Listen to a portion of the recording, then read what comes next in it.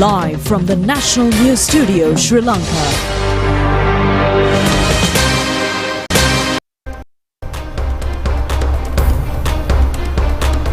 Hello, good evening. Coming to you live from the National News Studio. Welcome to the news. My name is Clifford Richards. And I'm Kinza Farooq. Let's take a look at your headlines for tonight.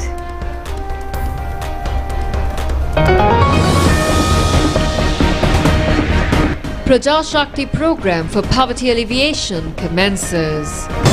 Rural population should be made participants of the economy, says the President. Former Minister S.M. Chandrasena taken into custody. A VAT refund counter at the Katunayaka International Airport. Japanese assistance for economic renaissance in Sri Lanka. The Bank of Ceylon provides a profit contribution of 5 billion rupees to the Treasury. The Indian Oil Company donates 100 million rupees to the Presidential Fund.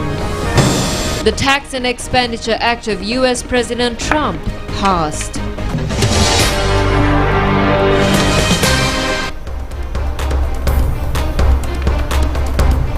In your top local news for tonight, President Anurukumara Dissanayake says that rural populations should be made participants by providing them economic opportunities. In fact, the President emphasizes that the objective of the Prajashakti program is to convert the government mechanism and also state official and also citizens into a common mechanism.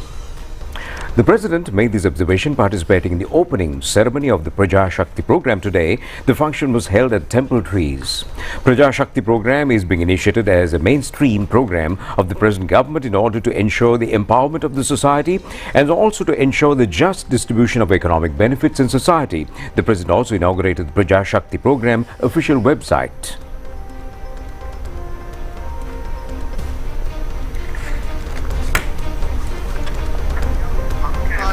Secretary to the President, Dr. Nandika Sanat Kumar Nayaka, said that the Prajashakti program hopes to get the contribution of villagers on a large scale and to make them participants of it.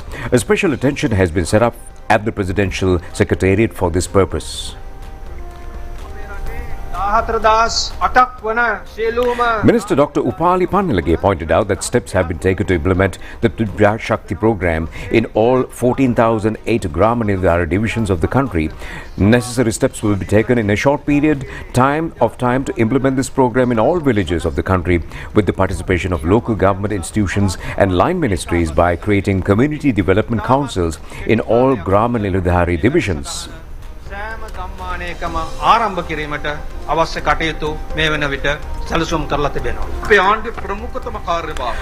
President Anurukumara Dissanayake says that one of the top priorities of the government is to eradicate rural poverty as a key step towards national progress. Poverty has gone beyond being an economic issue and become a deep-rooted social problem. Poor communities have become isolated from society. Therefore, eliminating rural poverty is one of the government's primary responsibilities. Education plays a key role in this. There is a direct correlation between poverty and lack of education. Thus, the country must expand educational opportunities further. Despite all efforts, every society has a segment of people who will face difficulties. Even in so-called developed nations, such communities exist. A welfare system is required to support these groups. Welfare is not inherently a bad tool. If a population is vulnerable at a given time, it is the government's responsibility to protect them. However, welfare has often been misused, turning into a political tool. This has led to a growing criticism of such programs due to their politicization. Our policy under the National People's Power government is to provide targeted welfare. Assistance must be given to the right people for the right reasons. The government holds a responsibility and society must also understand its importance. In our society, there is a belief that anything given by the state must be received by all. This is a mistaken belief. Our state is not built on such a culture of entitlement. Our culture is to protect those who need protection because of distortions in the past practices. Those who don't need aid often compete to obtain it, making it harder to support those who truly do. However, we all know that a society cannot rely forever on welfare programs. There will always be a need for welfare systems, but must not serve the same individuals or communities indefinitely. Others too must be enabled to become contributors to the economy. Significant governments' funds have been expended for this purpose. Approximately 230 billion rupees has been allocated solely for the Aswasima program. Large sums of money have also been spent on other aid programs. However, have these funds reached the targeted communities? Have the intended benefits been realized from these funds? The answer is no. Various international organizations implement aid programs in this country. Looking at these, more than 50% of the expenditure goes towards establishing mechanisms for delivering the aid. An official waits to see how they can personally benefit from a project once it is received. They have their job, but the project is not within their purview. Then they claim that an allowance is required to implement the project. Consequently, a substantial portion of these funds is spent on the aid delivery mechanism. Prime Minister Dr. Harini Amarasuriya, ministers, parliamentarians along with a group of government officials joined the occasion. Former Minister S.M. Chandrasena, who was taken into custody on allegations by the Commission to investigate allegations of bribery or corruption, has been further remanded until the 18th of this month under an order issued by Colombo Chief Magistrate Thanuja Lakmali. He has been alleged of distributing corn seeds worth 25 million rupees purchased in 2014 to be distributed among poor farmers among his party supporters. The Colombo Chief Magistrate ordered to provide concerned treatment to the defendant while in prison. He has been informed to be present at Commission to investigate allegations of bribery or corruption, to record a statement from him, and was later taken into custody. Officials of the Commission to investigate allegations of bribery or corruption presenting the suspect in the court states that conducting investigations by the Police Financial Crimes Investigative Division as per a complaint filed in the Anti-Corruption Office by a person named Vijay Thilaka in 2015. The Attorney General forwarded the complaint to the Commission to investigate allegations of bribery or corruption, since an allegation of corruption was traced during investigations. An amount of 9,040 kilos of corn seeds were purchased at a cost of 25 million rupees to be distributed among poor farmers of Anuradhapura district at a concessionary rate in the year 2014. It has been revealed during the investigations that the stock of corn seeds was taken to his office in Anuradhapura by influencing the Director of Planning and other officials of the District Secretariat. Officials of the Bribery Commission told the court that the above-mentioned stock of corn seeds were distributed among his supporters in order to gain some king of leverage during the presidential election to be held in that year. It has been revealed later that corn seeds thus distributed had been sold at a higher price. The magistrate issued the order after considering the facts presented. She also ordered the prison officials to provide concerned treatment to the suspect while in prison. Well, a series of programs titled Shrama Mehuma has been implemented centering Vocational Training Institute network in line with the Clean Sri Lanka National Initiative. It commenced today under the patronage of Prime Minister Dr. Harini Amarasuriya. The inaugural ceremony was held at the Yakkala Technical College premises in Gampaha. The aim of this program is to transform 311 technical colleges that come under the Vocational Training Ministry as attractive and formal centers.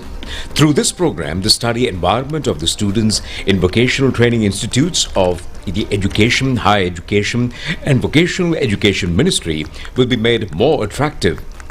Addressing the opening ceremony, the Prime Minister said that government expects to make special attention for vocational education through the educational reforms that are scheduled to be implemented within the next year. Prime Minister Dr. Harini Amarasuriya says that she is grateful for forwarding the concept of Deputy Minister Nalin Hebage in initiating the Shrama Mehuma across the country, focusing on vocational education. Even though the mission is initiated by Shrama Mehuma program, the government's aim at focusing the attention to vocational education and highlight its significance to the entire nation. Vocational education becomes a decisive subject of the country in the future. The Ministry of Education, that is responsible body for producing the human resources needed for the labour market, the Premier said that, however, the portion that goes often unnoticed is the role of vocational education in creating that workforce. Currently, there is a societal misconception that vocational education is a fallback option and something only pursued when one fails to enter a university. That notion is completely wrong. Choosing vocational education is a smart, meaningful and highly relevant decision for both individual growth and national development. The decision to pursue vocational education should not be a coincidence, nor should it be made in ignorance or at the last moment. It must be a conscious, informed decision based on one's capabilities, interests and understanding of the world. In the upcoming 2026 education reforms, the Ministry has allocated a special focus on vocational education. These reforms are not minor adjustments. They go far beyond simply revising a subject stream. The Ministry is planning to integrate vocational training from the school level itself. Through that, the government aims to develop and produce the human resources needed for a new era of national revival. The Premier affirmed that steps are being taken to elevate vocational education to a higher position in the country. Another program in line with this series was held today at the Ballapana Vocational Training Authority in Kegol under the patronage of parliamentarian Kanchana Valipitiya. Councillors of the local government bodies in the area, Sri Lanka Army officers and several others were present at this program. The Shrama Mehima program at the Oceanic University in Gaul was held under the patronage of Deputy Fisheries Minister Ratna Gamage. Students of this university and many others participated at this occasion. Another Shrama Mehima program was held at the Kalutara District Vocational Training Centre under the patronage of parliamentarians Dr. Nihala Singha. Sri Lanka Army officials, officers of the Vocational Training Authority, trainees and several others were present at this program. Repairing the water drainage systems is also included in this program.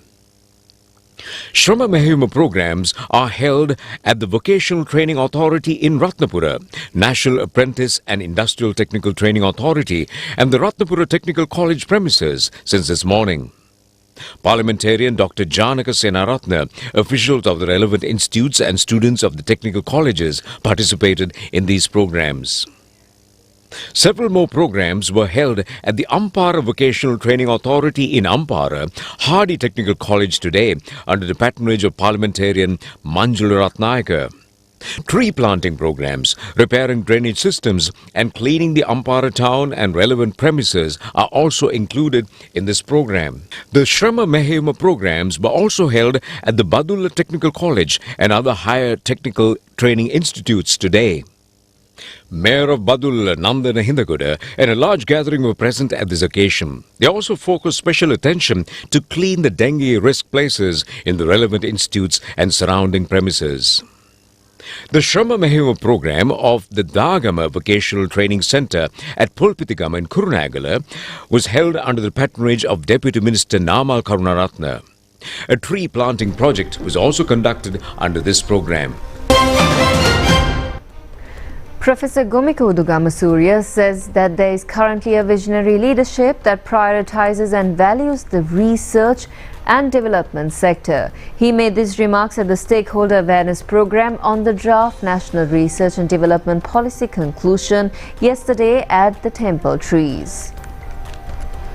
The three-day Stakeholder Awareness Program on the draft National Research and Development Policy, jointly organized by the Presidential Secretariat and the Ministry of Science and Technology, successfully concluded yesterday at Temple Trees. In line with the government's policy of a thriving nation, a beautiful life, the objective of this program is to secure stakeholder participation in formulating the necessary national research and development policy framework to guide Sri Lanka towards a prosperous knowledge-based economy. During the program, ideas and suggestions from experts in the research and development field were gathered to ensure that the national research and development policy, when practically implemented, aligns with the national needs. Accordingly, this aims to formulate a futuristic policy to establish a centralized mechanism essential for successfully addressing current challenges in that field. This draft national research and development policy has been prepared based on 10 objectives, including creating a conducive environment for research and innovation within the country, encouraging researchers and innovators, identifying national development priorities, and establishing a broad platform for inventions and research focused on these, allocating adequate financial provisions for these research and development activities, and ensuring proper commercialization. Delivering the keynote address, Professor Gomika Udugamasuriya pointed out that there is currently a visionary leadership that prioritizes and values the research and development sector. He stated that economic progress, social well-being and environmental sustainability are the main objectives of formulating this national policy. He further added that according to United Nations reports, only about 60% of Sri Lanka's human capital is utilized. And since the country has a highly intelligent population, the policy approach is crucial for properly leveraging their potential. Professor Udugamasuriya stated that developed countries allocate between 3% and 5% of their GDP to the research and development sector, while countries like Sri Lanka have so far allocated a very small percentage to the sector.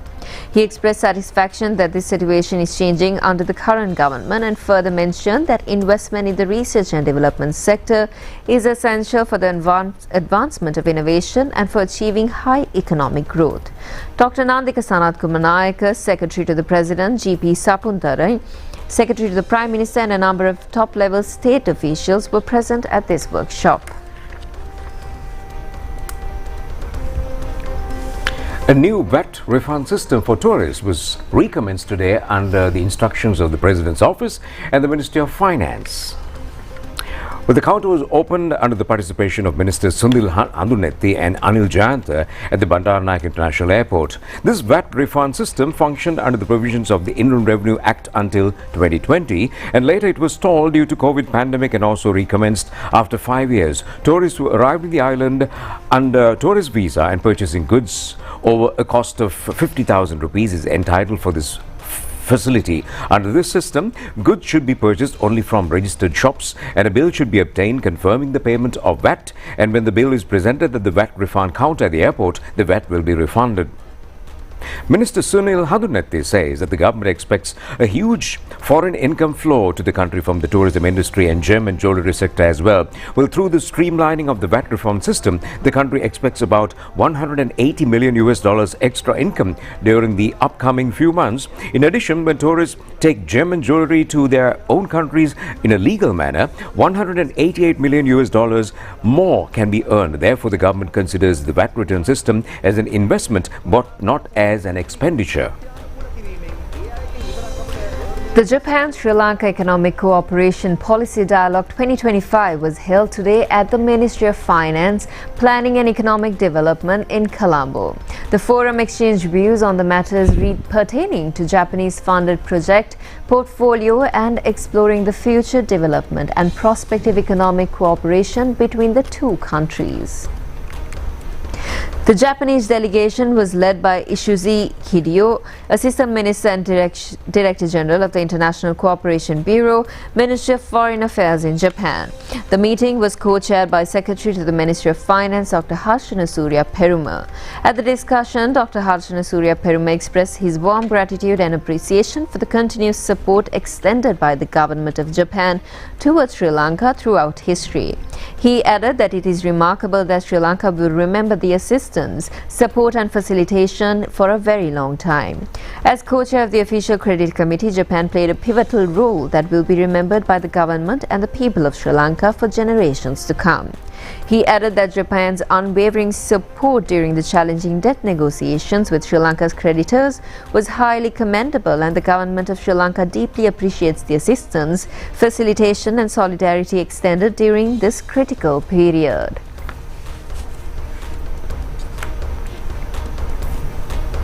We need to ensure our regulations are up to date and future ready, we need to make sure our systems are capable of handling, managing, facilitating expectations of people, citizens, expectations of businesses in the country, expectations of investors, both local and international. This is where it is very important to recognize the facilitation and assistance provided by the government of Japan, various agencies from Japan, and more importantly, the assistance on the ground that we have on a day-to-day basis. That is where His Excellency the Ambassador and his team, who has helped us to coordinate many of the challenges to make transition easier, administrative process faster. It has resulted in us signing our agreements faster.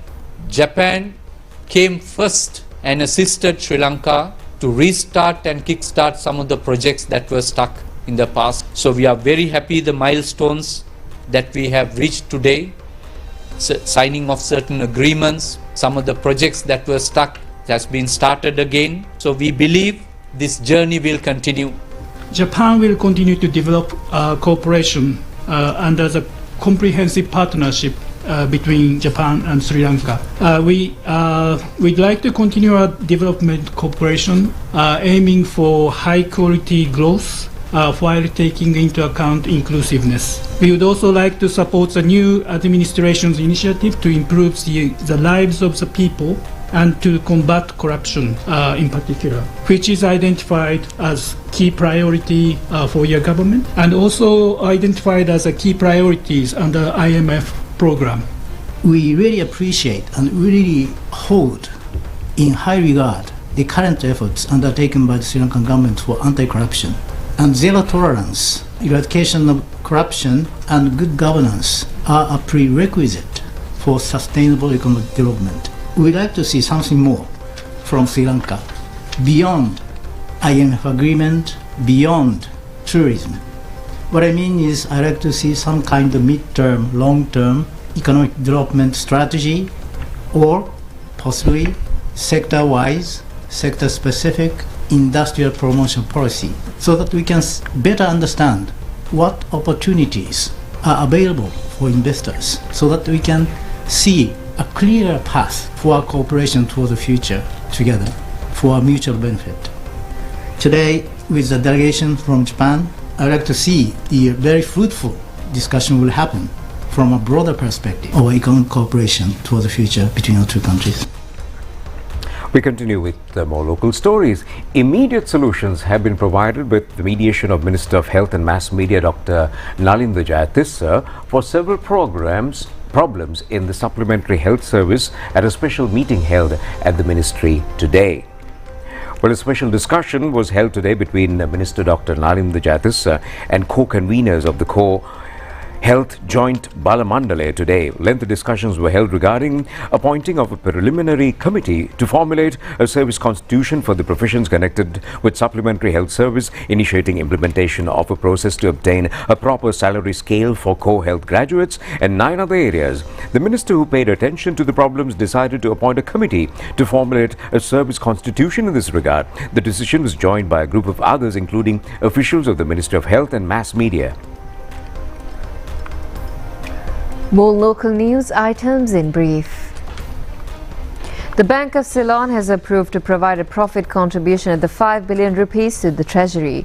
The official notice regarding the contribution was handed over to the Secretary to the Treasury, Dr. Harshana Surya Perumal, at the Ministry of Finance, Planning and Economic Development yesterday. Deputy Secretary to the Treasury Dilip Silva, Director General of Department of Public Enterprises, Atula Kumara, Chairman of the Bank of Ceylon, Kavinda Soisa, along with a group of other officials joined the occasion. Lanka Indian Oil Company has donated an amount of 100 million rupees to the Presidential Fund. The cheque in this respect was handed over today by the Managing Director of the company, Deepak Das, to the Secretary to the President, Dr. Nandika Sanatkumnaika, at the Presidential Secretariat. It has been a unique feature that the donation has come from the Lanka Indian Oil Company, in addition to education, health and cultural sectors of this country. 21 persons, including the driver, have been critically injured in an accident occurred today when a SLTB bus skidded off the road and was knocked against Maratri near Dadruoya in Chilau. The bus was plying from Colombo to Point Pedro in Injured passengers and the driver were admitted to the Chilau General Hospital. Main accomplice of Gane Mullah Sanjeeva has been shot dead last night near his residence at the Batawara Gama. The dead person has been identified as Uppul Amarajit Ratnayaka alias Ami Uppul. According to police, two persons who arrived in a three-wheeler had shot at him using a pistol. Three suspects extradited from India and were required regarding several large-scale monetary frauds in this country have been taken into custody at the Katnaik International Airport by the Criminal Investigation Department yesterday evening. The suspects were said to be living abroad. It has been reported that two of the suspects were defendants of 8 cases, cheating a stock of tobacco valued at 54.8 million rupees. The other suspect has been wanted in connection with possessing and transporting ice narcotic. 3 persons, including the Deputy Commissioner of Department of Motor Traffic, who are in custody, have been released on bail by Colombo Chief Magistrate Thanuja Lakmali. The magistrate who ordered the release of suspects on personal bails of 2 million rupees each also ordered a bail of an amount of 25,000 rupees each. It has been also ordered to ban their foreign travel and prevent entering the Department of Motor Traffic. They were in custody regarding possessing an amount of 4 million rupees taken as bribe. The Colombo Magistrates Court today ordered to report on the 8th of this month the bail plea by consultant Dr. Maheshi Vijayratna on Sri Jayawardenepura Hospital, who is at present in custody. A motion was presented today requesting the release of the suspected doctor on bail. The Commission to investigate allegations of bribery or corruption objected to it. Chairman of the Paddy Marketing Board, Manjula Pinnalanda, says that the Paddy Marketing Board has made all arrangements to purchase paddy in this Yalla season. Well, the harvest will be purchased at the same prices, he says, last year as well, and stores have been opened in several areas. Chairman of the Paddy Marketing Board, Manjula Pinnalanda, says that the board is ready to purchase paddy from the farmers at present. There should be 9 to 14% moisture in the purchasing paddy. Accordingly, a Nadu variety is purchased at 120 rupees per kilo and 125 rupees for the Samba. Variety Kiri Samba is purchased at 134 rupees a kilo, and the board has finalized all necessary requirements to open the paddy storages in harvesting areas in future. 5 storage facilities are already opened in the Ampar area and 3 in the eastern zone and another 3 in the northern zone. 1 storage facility is opened in the Bataglow area. The government is allocating 6 billion rupees to purchase paddy. The board is confident that more funds will be available in the future if more stocks of paddy are brought to the purchasing centres. Another program named A Rich Country and a Beautiful Life, a reality, is the Export Krushi Mahana national program which commenced yesterday. The inaugural function was held under the leadership of the Minister of Agriculture, Livestock, Lands and Irrigation, K.D. Lal Kantha. The function was organized at the Provincial Secretariat Auditorium, Theldenia. An amount of 1,000 million rupees has been allocated by the government for the Export Agriculture Program. In this year, the program will be implemented within the next 5 years. The main objective of the program is to increase spices-related exports by 80%. It is also expected to increase by 30% the number of about 80,000 hectares of land to be cultivated. Around 1 million farmers are engaged in the industry. At present, Minister K.D. Lal Kantha distributed checks related to financial assistance and other aid as post-harvest technical investment assistance, signifying the beginning of Export Krushi Mahima national program. Nutmeg, aragonite, nut, pepper and other spice saplings along with agri-chemicals used in weedicide were also distributed. Minister K.D. Lal Kantha said that the government has completely terminated theft, fraud, corruption, wastage and inefficiency in Sri Lanka. Those who voted for the government can be satisfied of this situation since certain people uttered that one should wait and see the performance of the government once it comes into power. He further said that now provincial councils have also been formulated and requested people to be cautious whether the officials are acting in the proper manner or not.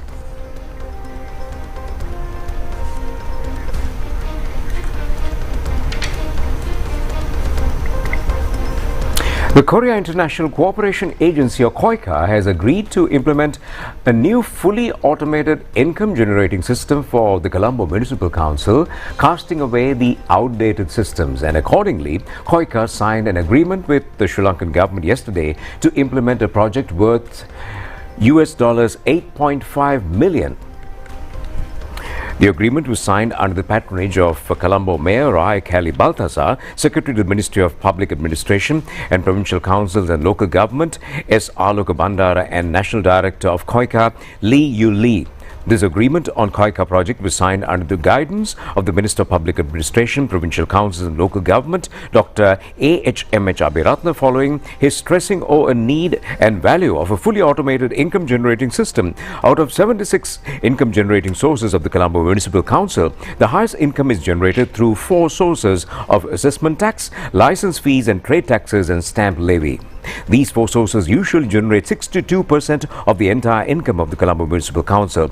Under the first phase of the new project, these 4 sources will be automated. Among the significant benefits of this project are the security of tax payment information system and updating tax payments as well.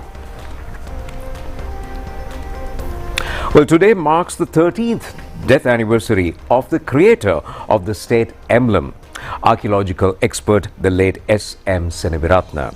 Well, he was also the former Assistant Commissioner of Archaeology. The maestro artist S.M. Seneviratna has made a number of significant creations for the country. He formed official emblems for about 15 state and non-government entities. The most significant creation made by him was a state emblem for Republic of Sri Lanka in 1972. Among his creations are the emblems of the Colombo University, National Museum, the Department of Archaeology and many other institutions. He rendered a significant service in the conservation of the Kuttampokuna of the dual pond in Anuradhapura. The golden fence around the Jayashree Mahabodhi is also one of his creations. The late S.M. Seneviratna has also made outer covers for many archaeological books. He was 91 years at the time of his demise.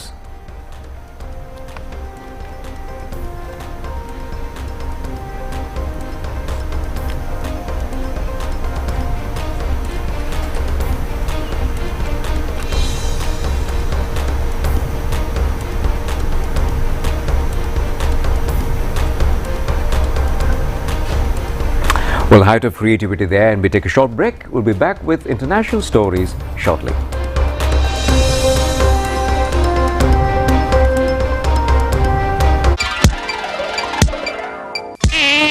You can make a difference. It is your duty to help eradicate dengue. Clean up your environment at least once a week. A message from the Dengue Control Unit of the Ministry of Health.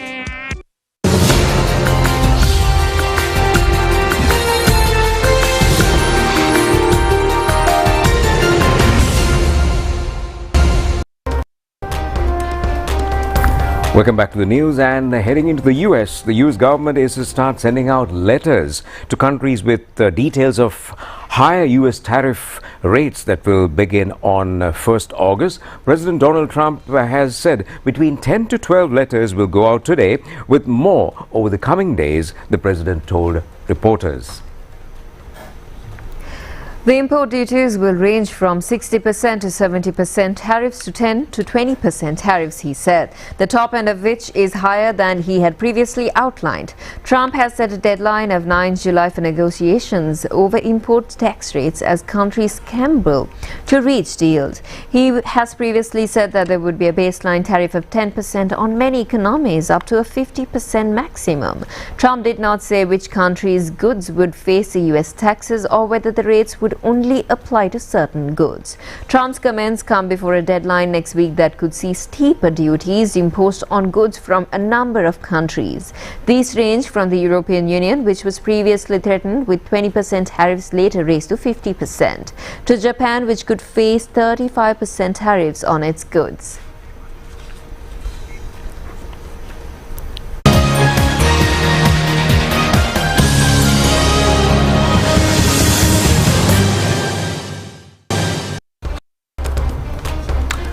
Welcome back, and we are moving into the world of sport. Well, Sri Lanka today lost the hopes kept for qualifying for the World Cup rugby tournament. 2027's in Sri Lanka team was defeated by the UAE team at the match played under the first segment of the Asian Championship rugby tournament. The match was played at the Colombo Racecourse grounds. At the end of the first half, UAE was in the lead as 22-16 at the end of this scheduled time. UAE claimed victory 29-21. The UAE recorded 3 goals, 1 try and 3 penalties. Mohammad Refund and Shamla Kushan got tries for Sri Lanka.